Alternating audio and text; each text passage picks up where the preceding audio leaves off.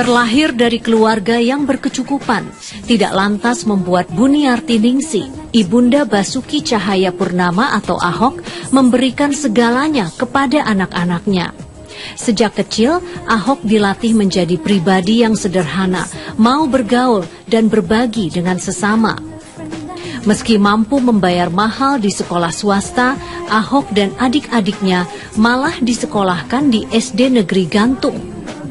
Kini, selain Ahok yang menjabat sebagai Gubernur DKI Jakarta, putra kedua Buniarti, Basuri Cahayapurnama, juga menjabat sebagai Bupati di Belitung.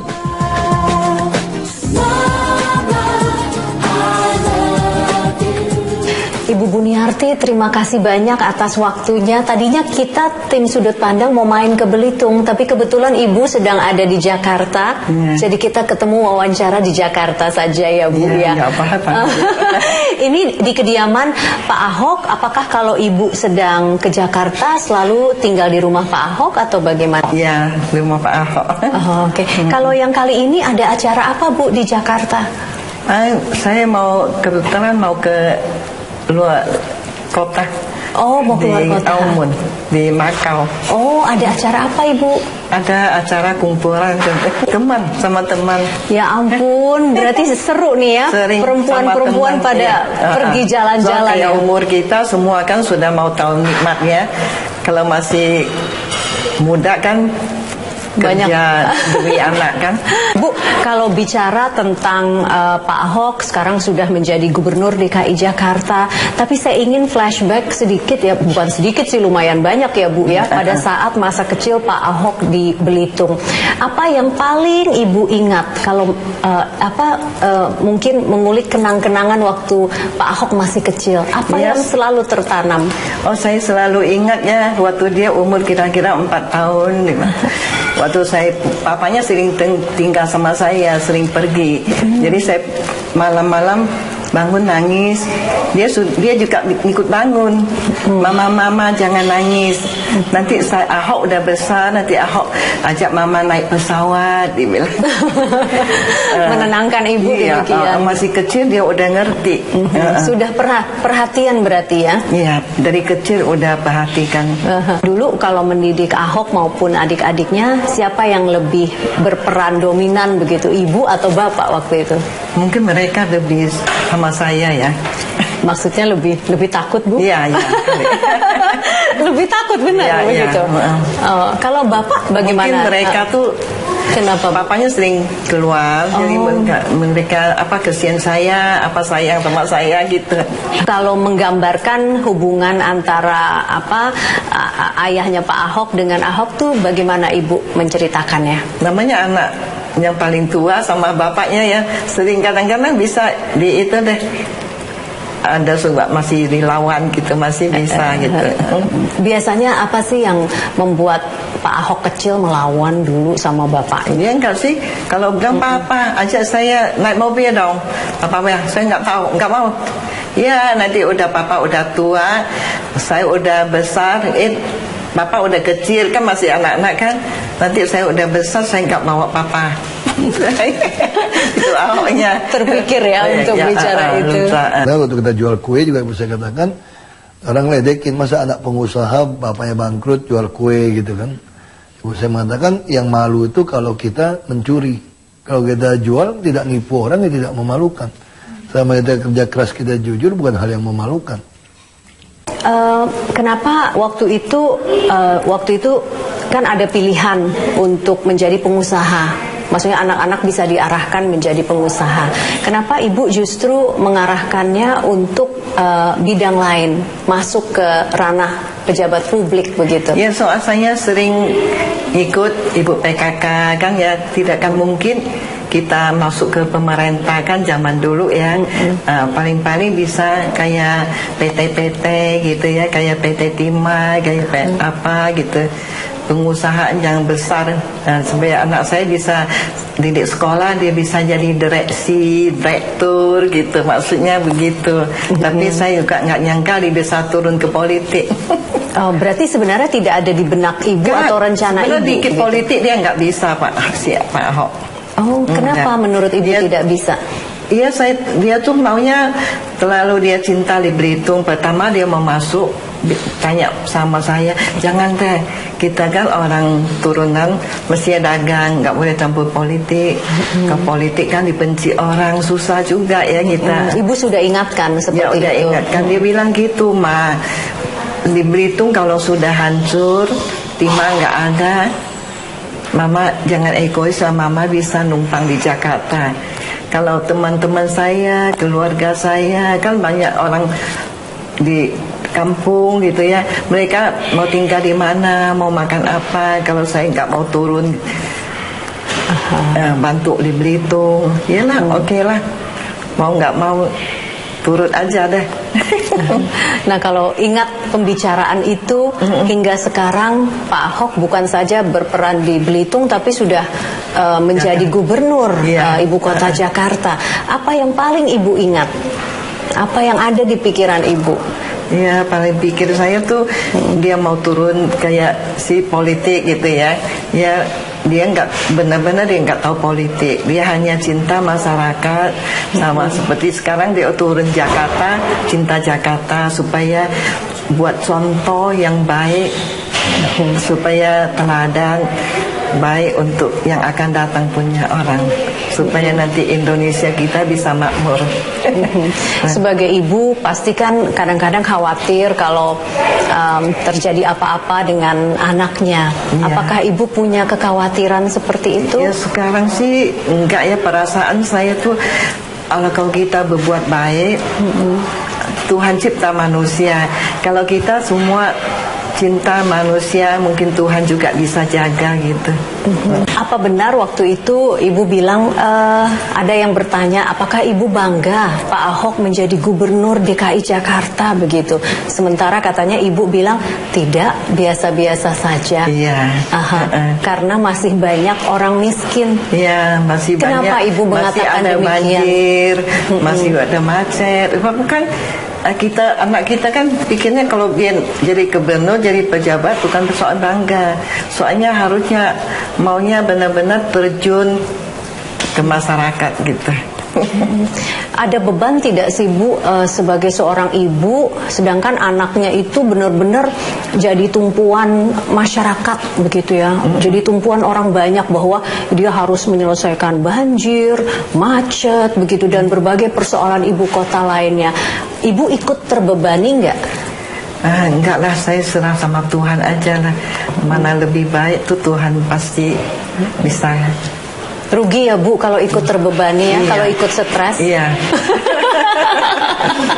Oke, saya senang kalau ibu tidak stres. Iya.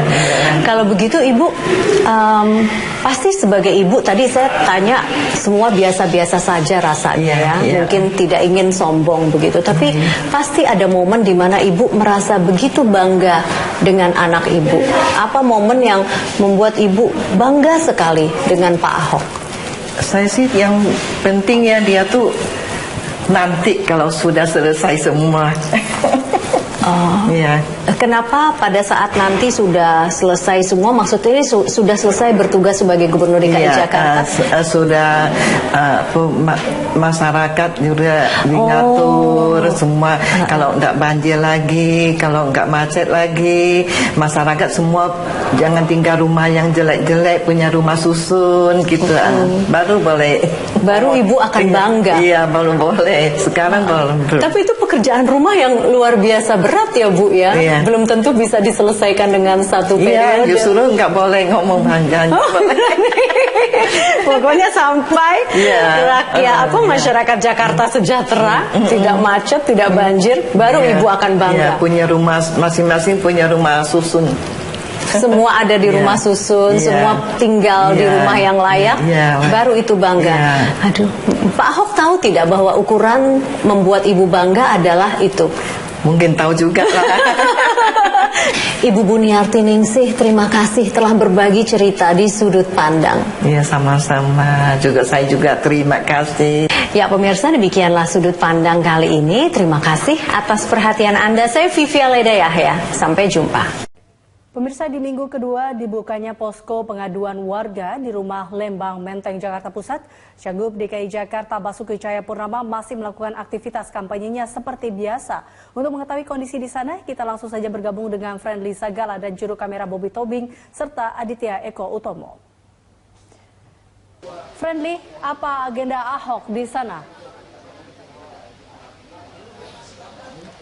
Ya Eliza, di minggu kedua dibukanya posko pengaduan warga di rumah Lembang Menteng, Jakarta Pusat ini, Ahok masih melakukan aktivitasnya seperti biasa, yaitu dengan menyapa warga yang telah sejak pagi memang menunggu di rumah Lembang ini.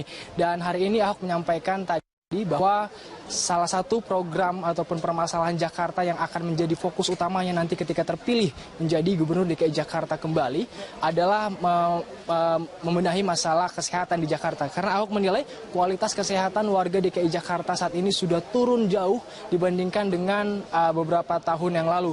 Dan Ahok menilai rata-rata hidup orang Jakarta saat ini yaitu 78 tahun. Dan Ahok mengatakan nanti angka 78 tahun itu akan didorong lagi agar bisa warga DKI Jakarta agar bisa hidup menjadi sampai 80 tahun ke atas dengan berbagai program kerja yang akan dilakukannya bersama Jarod Saiful Hidayat.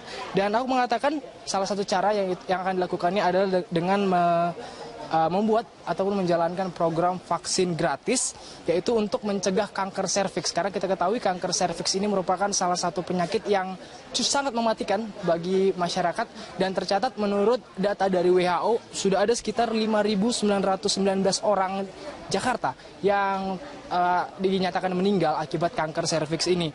Dan karena memang biayanya yang cukup mahal, yaitu 750.000 per sekali suntik, untuk sementara memang Pemprov DKI Jakarta ataupun Ahok dalam hal ini akan merencanakan bahwa yang akan mendapatkan pelayanan vaksin gratis tersebut adalah anak-anak perempuan yang duduk di kelas 5 SD. Dan ini memang ditujukan agar dapat mencegah kanker serviks sejak usia dini. Ahok juga merencanakan nanti peraturan baru, yaitu bagi anak-anak nanti yang ingin masuk sekolah SD itu diharapkan orang tua harus segera melampirkan surat keterangan telah mendapatkan vaksin atau telah divaksin, karena nanti apabila tidak melampirkan keterangan tersebut tidak akan diperbolehkan untuk masuk ke sekolah. Dan selain itu, untuk menunjang dari beberapa langkah tadi, Ahok juga merencanakan akan membangun satu rumah sakit di satu kecamatan. Hal ini adalah ditujukan untuk menekan biaya dari warga DKI Jakarta. Dan berikut adalah cuplikan wawancara kami dengan Basuki Cahayapurnama. Kesehatan banyak, misalnya kalau orang tinggal di rusun itu pasti ada dokter, bidan, perawat yang tungguin.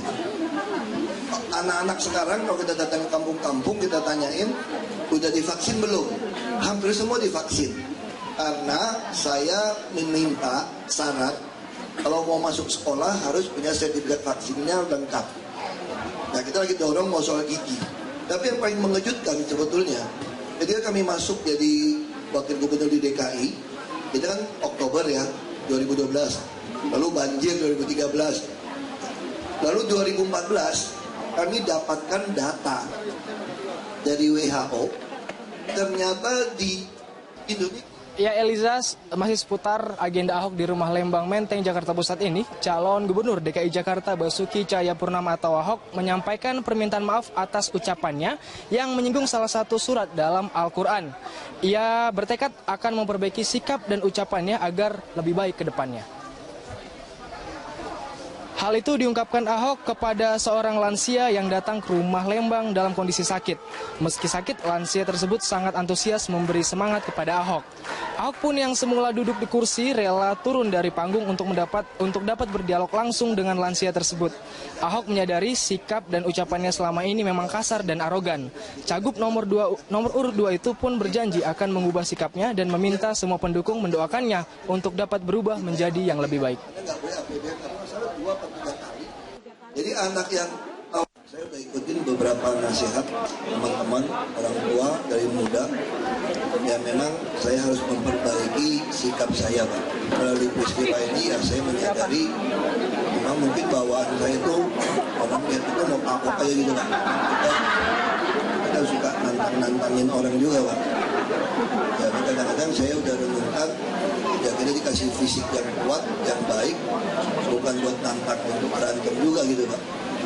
Ya saya pikir itu yang kita lagi, saya lagi berusaha Pak, minta dukungan doanya supaya ini selamanya bisa berubah lebih baik Pak.